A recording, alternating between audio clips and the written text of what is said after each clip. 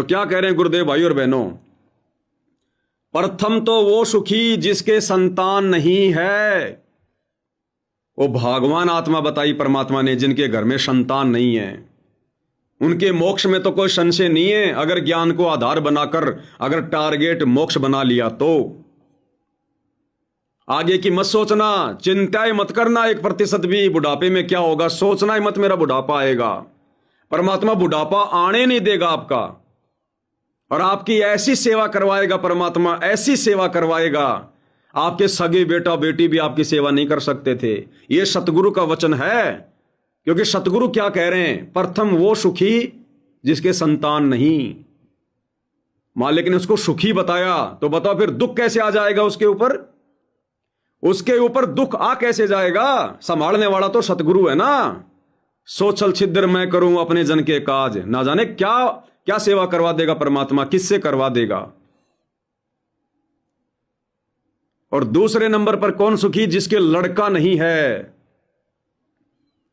जिसके घर में लड़का नहीं है। परमात्मा ने उन भक्तों को दूसरे नंबर पर सुखी बताया कि लड़का नहीं है तो शादी नहीं होगी, शादी नहीं होगी तो बच्चे नहीं होंगे, बच्चे नहीं होंगे तो नए नए संस्कार नहीं जुड़ेंगे। और यदि लड़की है तो लड़की को पराया कर दो। और यदि लड़की शादी नहीं करना चाहती है, लड़की भक्ति करना चाहती है, तो भाई वो तो परम सुखी, वो परम सुखी। जिसके लड़का नहीं है, लड़की है, या लड़का भी है लड़की भी है, और लड़का लड़की दोनों शादी नहीं करना चाहते हैं, तो वो भगत तो दुनिया का सबसे नसीब वाला भगत है। ऐसी आत्माएं तो परमात्मा बिरलों को देता है, बिरलों को,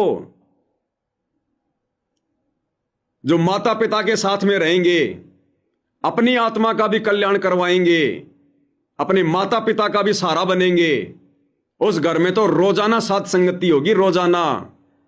लड़का लड़की, या अकेला लड़का या अकेली लड़की जो शादी नहीं करवाना चाहती है, माता पिता के साथ में रहना चाहते हैं, तो वो घर तो स्वर्ग समान है, स्वर्ग समान। वहां तो परमात्मा स्थायी रूप से विराजमान हो जाते हैं, स्थायी रूप से। फिर माता पिता को भी चाहिए, माता पिता को भी चाहिए कि जो बेटा या बेटी शादी नहीं करवाना चाहते हैं उनको दबाव ना दे, किसी भी प्रकार से उनको फोर्स ना करे।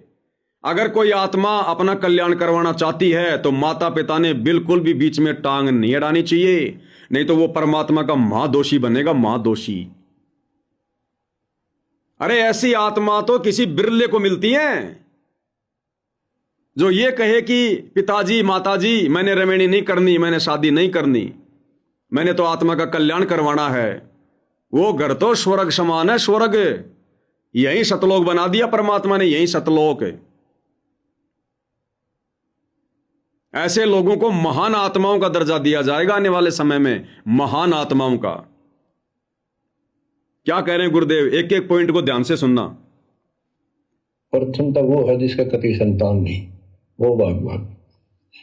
दूसरा वो है जिसका बेटा ना हो, बेटियां की करके शादी वृद्धावस्था में अपना लेकर मारा जाता है। और बेटी वहां बैठी भी माँ बाप की चिंता करेंगी और कोई न कोई सुविधा हमको देती रहेगी। और बेटा छाती पर रह के भी खून फूके जाएंगे, कति साफ दिखाई दे रहे, इसमें कोई मन न देना। तो क्लियर कर दिया गुरुदेव भगवान ने, क्लियर। अब भाई और बहनों, एक सत्संग में गुरुदेव ने क्या बताया, राबिया का जिक्र किया गुरुदेव ने, राबिया का। जब राबिया को परमात्मा मिले जिंदा बाबा के रूप में, जब वो बकरियां चरा रही थी, परमात्मा ने ज्ञान समझाया, क्योंकि पूर्व जन्म की अच्छी आत्मा थी। राबिया के बाद दिमाग में बैठ गई, जैसे मीरा के बैठ गई थी बचपन में।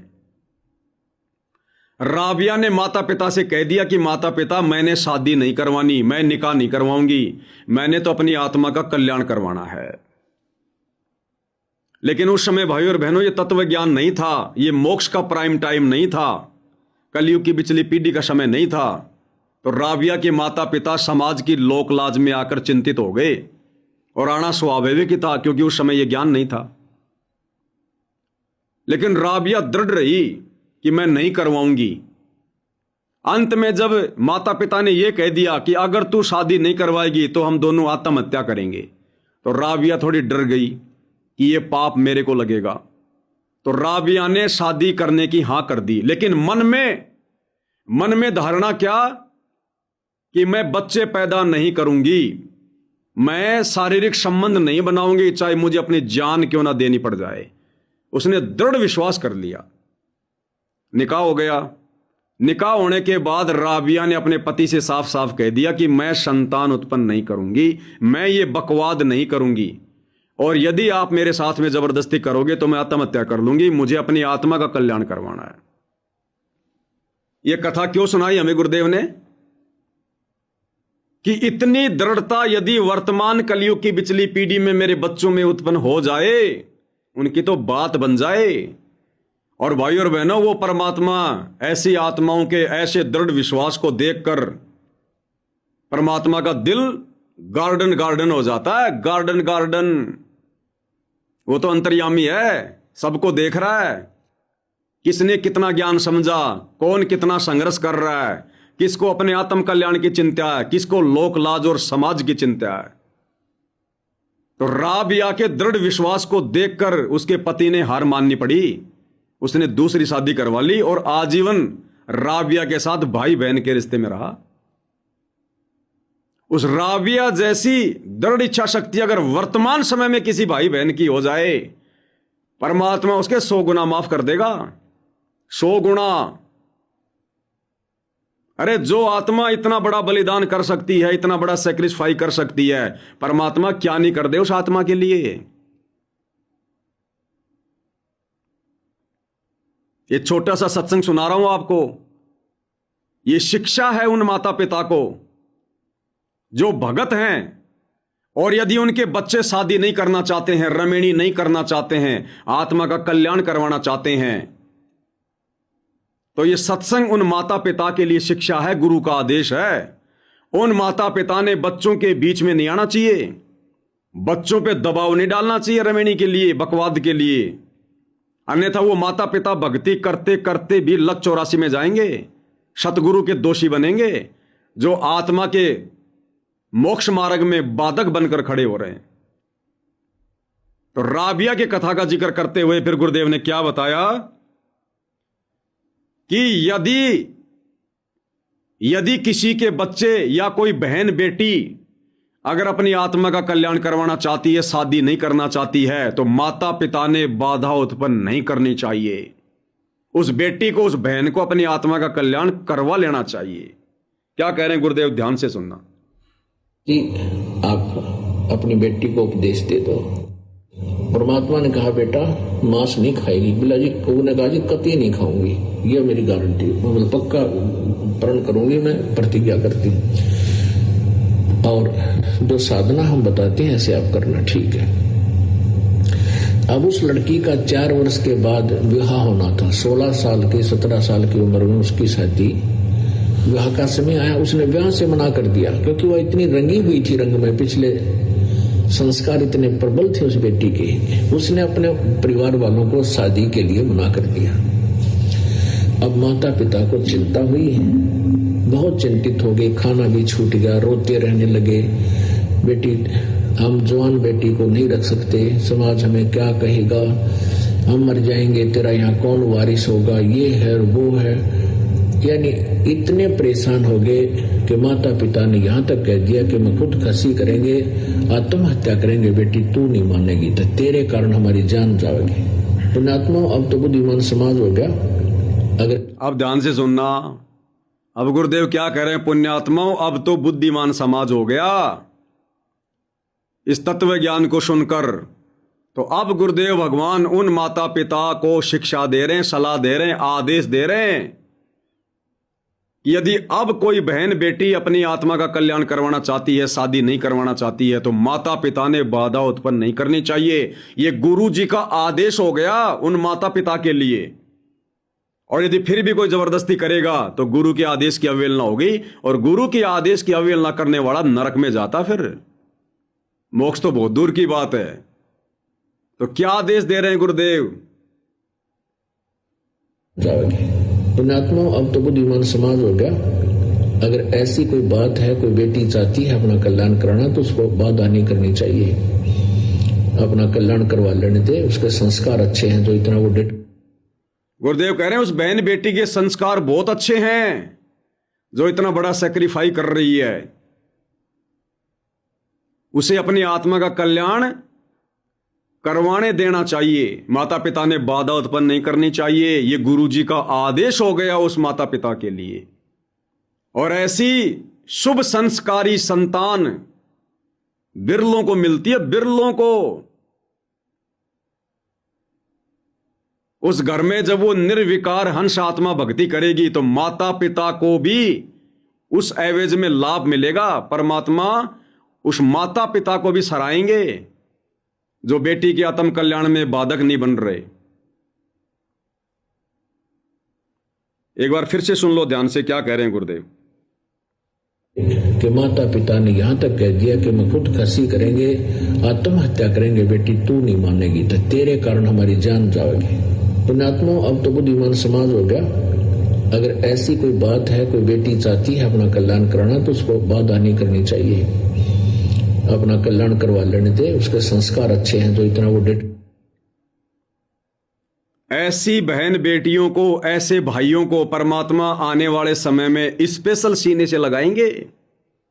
हो सकता है परमात्मा उन निर्विकार हंस आत्माओं को अपने पास में रख ले और उस बेटा बेटी के बहाने उनके माता पिता को भी बारंबार सतगुरु के दर्शन हो जाएं। नहीं तो आने वाले समय में साल साल भर में 6-6 महीने में सतगुरु रामपाल जी के दर्शन, उनका आशीर्वाद दुर्लभ हो जाएगा। 6-6 महीने में नंबर आएगा दर्शन करने का। और यदि किसी के घर में ऐसे बेटा बेटी हैं जो रमेणी नहीं करना चाहते, संस्कार नहीं बढ़ाना चाहते, आत्म कल्याण चाहते हैं, उनको परमात्मा स्पेशल सेवा देंगे, अपने सीने से लगाएंगे ऐसी निर्विकार हंस आत्माओं को। और उन बेटा बेटियों के बहाने उनके माता पिता को भी परमात्मा के बारंबार दर्शन करने का सुअवसर मिलेगा, आशीर्वाद प्राप्त करने का सुअवसर मिलेगा। जहां दुनिया को 6-6 महीने में, साल साल भर में सतगुरु के दर्शन भी दुर्लभ होंगे। तो ऐसी गलती कौन करेगा? बाधक बन के कोई मूर्ख होगा वो करेगा। अरे वैसे भी कॉमन सेंस की बात है। आज तुम बेटा बेटी पे दबाव देके, प्रेशर देके उनकी शादी रमेणी करवा के उनको काल के जाल में उलझा के चले जाओगे और शादी के 2 महीने बाद हो गई तुम्हारी मौत, तो तुम तो चले गए नरक में गधे बनने के लिए। तुमने क्या देखा फिर पीछे? पोता हुआ कि नहीं, पोती हुई कि नहीं हुई, तुमने क्या देखा? और पोता पोती हो गए तो फिर कौन सा वो तारे तोड़ के ले आएंगे तेरे लिए? अपना सत्यानाश करवाओगे और अपने बेटा बेटी का जीवन नरक बना के चले जाओगे, परमात्मा के दोषी बन जाओगे। यहां से तो बीज नाश करवा लो, बीज नाश। पूरे के पूरे परिवार को परमात्मा सतलोक में बैठा देगा, पूरे के पूरे परिवार को, जिसने यहां पर अपना बीज नाश करवा लिया हो। आगे जिसका कोई वंश ही ना चले, पूरे के पूरे परिवार को परमात्मा सतलोक में बैठा देगा। आगे क्या कह रहे हैं परमात्मा? इतना सारा सब कुछ समझा के परमात्मा कह रहे हैं कि इतना ज्ञान देने के बाद भी हमारी बुद्धि आगे नहीं सरकती। इस काल ने हमारे को गधा बना रखा, गधा। जितना ज्यादा बोझ गधे के ऊपर डाला जाए, गधा उतना ही सीधा चलता है। तो ये बेटा बेटी का, पोते पोती का, ये जितना ज्यादा ऋण बोझ काल हमारे ऊपर डाल के रखता ना, उसमें तो हम खुश रहते हैं। और यदि परमात्मा हल्का कर दे, बेटा ना दे, बेटी ना दे, पोता ना दे, पोती ना दे, उसमें हमें बड़ा दुख होता है, बड़ी परेशानी होती है हमें। अरे भगवान तो हमारे संस्कार घटाना चाहता है और हम बढ़ाकर राजी हैं। इसका मतलब अभी हमें ज्ञान नहीं है। क्या कह रहे हैं गुरुदेव? लेकिन बेटे भी हैं, ठीक है, और वो भी भक्ति करो, आप भी करो। कुछ दिन में उनको समझ आ जाएगी, पुत्रवधू भी भगवान से डरने वाली हो जाएंगी, माँ बाप का ध्यान रखें। वैसे कोई विकल्प नहीं इसका, लेकिन इस दुख को हम अच्छा मानते हैं। तो लेकिन इस दुख को हम अच्छा मानते हैं। कौन सा दुख? बेटा हो जा, बेटी हो जा, पोता हो जा, पोती हो जाए, शब्दों पे ध्यान देना। क्या कह रहे हैं गुरुदेव? ये बेटा बेटी पोता पोती होना, परमात्मा इसको दुख की संज्ञा दे रहे, दुख की।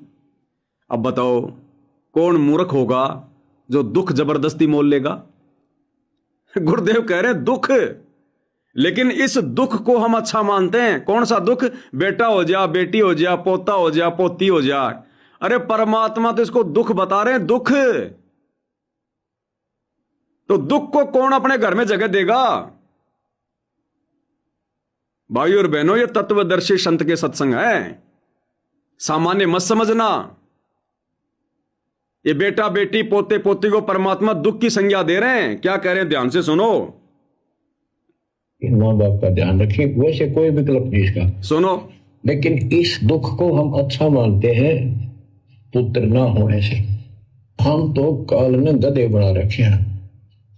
जितना कष्ट में रहे और वजन लग जा रहा है तो हम सीधे चले, कम हो जाता मानने को।